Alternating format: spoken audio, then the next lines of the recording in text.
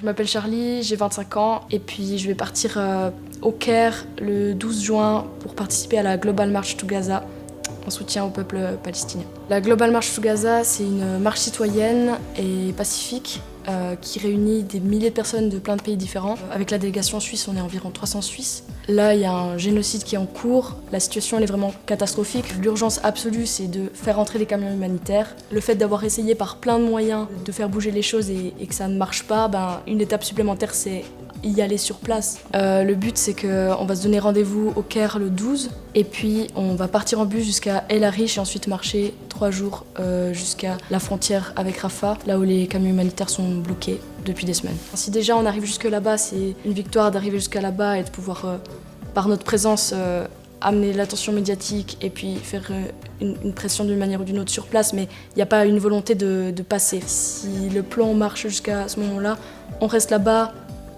3 jours sur place et après on repart. C'est bien de quand même pas oublier que l'État d'Israël est quand même connu pour pas respecter, que ce soit le droit international, le droit de la guerre, etc. Donc, bien sûr, il y a des risques. Le fait d'être beaucoup de plein de pays différents et puis d'apporter une attention médiatique et politique internationale, le plus possible sur cette marche, ça nous protège quand même, quoi.